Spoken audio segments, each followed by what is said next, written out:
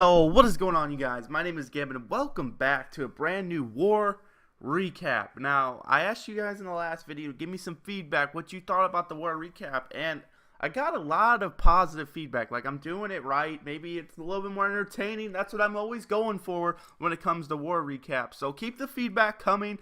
But today, we are in Elite Academy, and this is going to be kind of my new almost permanent clan. Of course, I'm going to be hopping between Elite Academy and Pink Onslaught. These are, and a bunch of other circle clans, pretty much.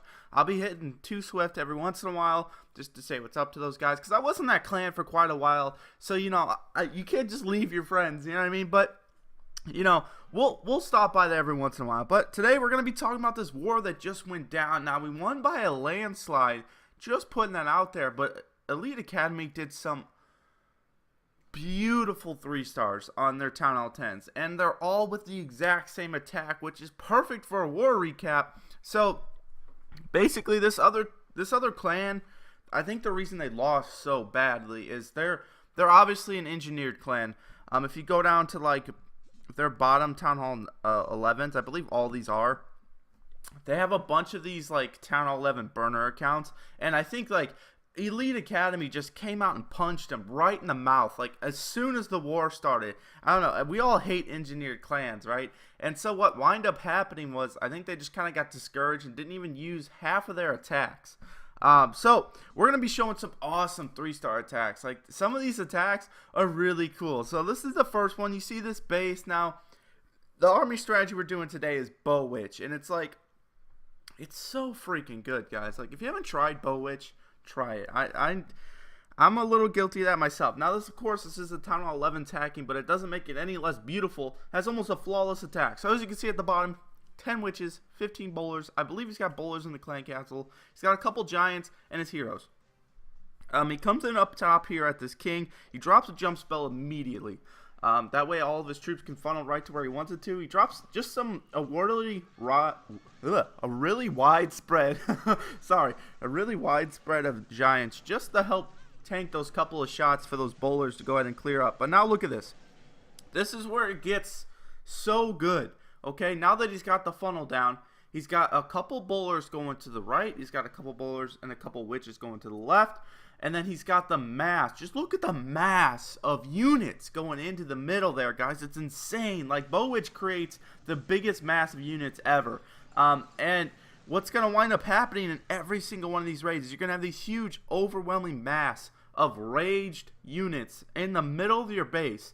And then you're going to have a couple witches and a couple bowlers going up top. And you're going to have a couple witches and a couple bowlers going to the bottom, and they're going to clean up like all this side stuff, which allows the 3-star, because now all these bowlers don't have to run around the entire base, because there's a couple witches and everything doing it for them. And of course, he's going to hit the Grand Warden right in the core of this base while they're trying to get rid of the clan castle troops and stuff like that, because honestly, the key to this attack, the main key that I can see, is to get in fast and hard. You know, no mercy to that base. You got to get in there and destroy it. Yeah, because if you allow them to sit there too long, maybe you don't rage them right away, or they get caught up on a clan castle troops, and they're just kind of in one spot for too long. They're a lot like the miners. They'll start to die a lot, and once a couple of them die, they lose a lot of power, and then all of a sudden your whole army's dead and you don't even know what happened. So BoWitch is a quick, fast attack. If you're not doing it quick and fast, that might be why you're not 3-starring a whole lot with it. But it's still an amazing attack. And of course, there's a learning curve to it. I myself have yet to 3-star a Town Hall 10 with it. I've only tried a couple times. But I've gotten like 80 to 90%. So, you know, I'm getting there. Once I get that 3-star with BoWitch, you guys will see it. Because I finally, guys, sorry, we're kind of springing away. I finally got the level 2 bowlers, as you can see, which is one thing I've been needing in order to do these BoWitch attacks. So let's go ahead and jump back into this war. As you can see, they didn't even touch hardly any of our bases. So let's go ahead and go down. I think we just watched this one. Hold on, I gotta scout the base. I don't have all the numbers written down. No, we did not watch that one. But that's a Town Hall 11. That's just like a slightly rushed, engineered Town Hall 11. We're gonna skip that base because it's kind of crappy. It's pretty easy, but we're gonna talk about this one. And of course, a Town Hall 11 hit it, but this is an anti 3-star Town Hall 10 base, which I'm not going to lie to you guys. These are hard to 3-star, even for Town Hall 11s. Now, this guy is 100% maxed out, which makes it a lot easier. But, like, my base, I have, like, I wouldn't call it an anti-3, but it's one I designed myself. And I love the base. It's so good. And Town Hall 11s don't 3-star me all the time. Eventually, someone usually 3-stars me just because I'm like a mid Town Hall 10 that usually gets 3-starred pretty quickly. But let's go in and talk about this strategy. And you're going to see a lot of the same things happening. So he's going to instantly drop a jump spell. Whammo. Just like the last one. Then he's going to do his wide spread of giants. After he drops his second jump spell. And like he's got this wide spread of giants. He's going to drop down all of his witches and all of his bowlers in a line just to help funnel. And this base is a little difficult to funnel just because there's so much crap on the outside. But he does such a good job. Now, look what he's going on here. He's got like 4 bowlers and like 3 witches to the right. He's going to have a mass of units going up to the top. But he's also got a mass of units going into the middle. And as you can see, he wastes no time raging up those troops in the middle. Because look how they're kind of slow and sluggish. They're not moving a whole lot. And they're starting to die pretty quickly. So he hits that Graham Warden ability just to let him get the ball rolling. And get the ball rolling. And they're going to go ahead and power through his Clan Castle troops and move on to the rest of his base. Now, this is what kind of trips him up. This is a really good point. Too many units went to the outside on this raid.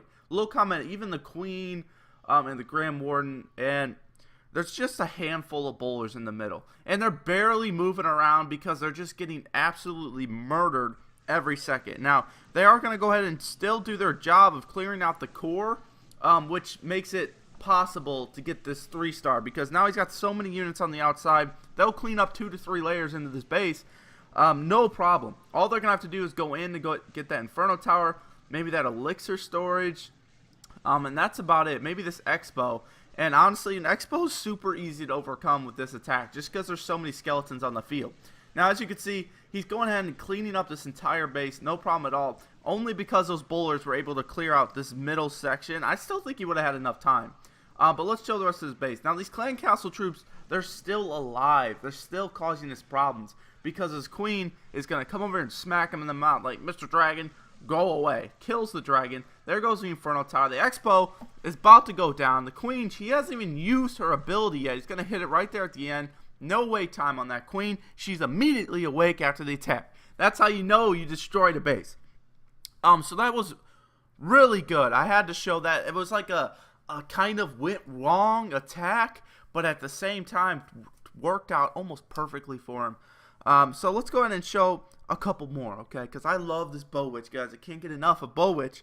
I believe this is a BoWitch attack as well. See, what's confusing about this clan is like this base is better than the last base we just looked at, but yet somehow it's below.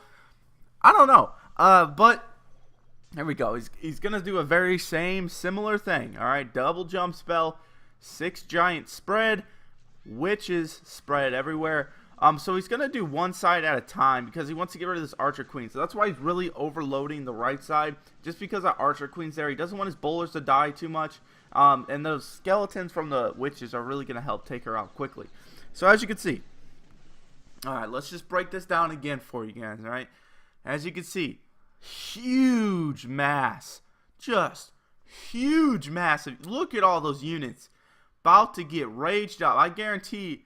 I haven't seen this replay yet, but they're going to get raged right around this jump spell, right into the core. And then he's got just a couple of bowlers on the left side. Looks like 3, maybe 4. It looks like there's probably a witch in there somewhere, something like that. And they're going to go ahead and clean up that left side of the base. Now, let's go ahead and play this. There goes the jump spell and the rage spell. And let's just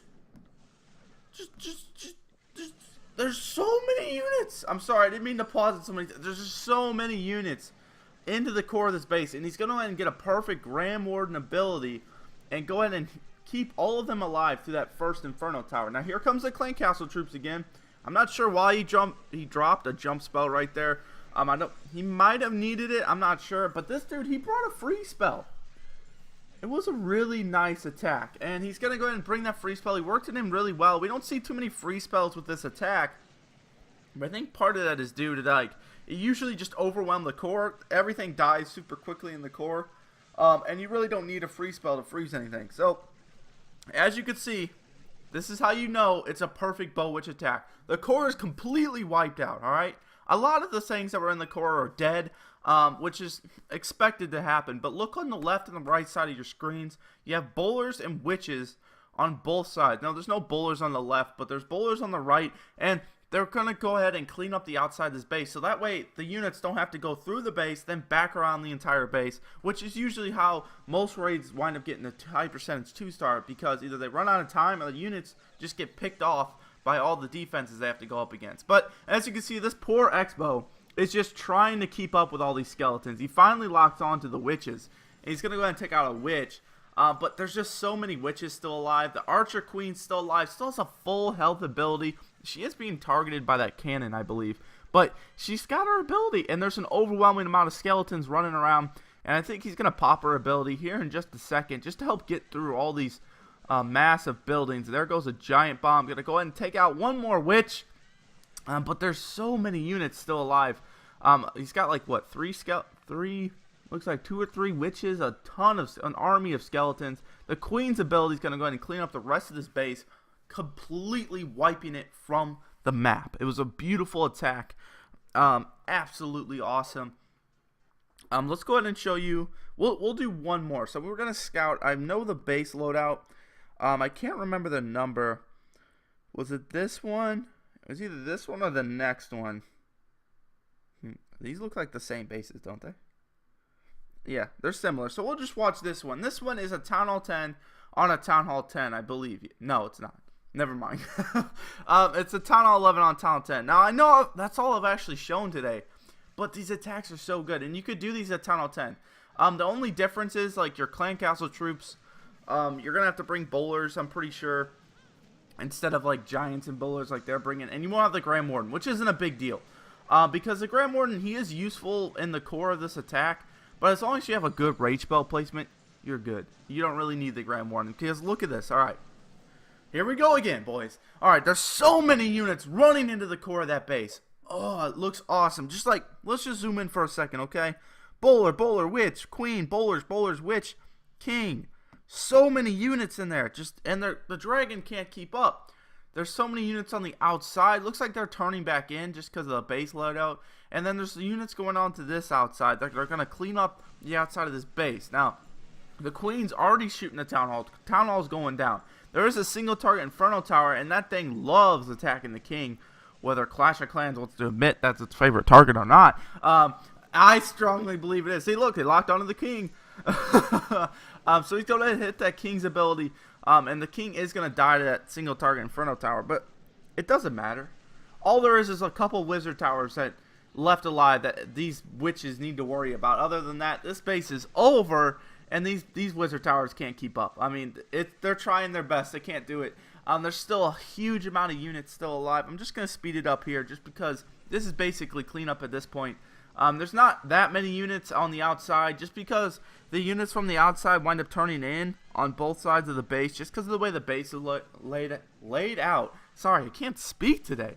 But yeah, that's essentially the BoWitch, guys. Now, of course, I love this attack. I'm going to be showing it a lot more because Elite Academy is apparently gods at this attack.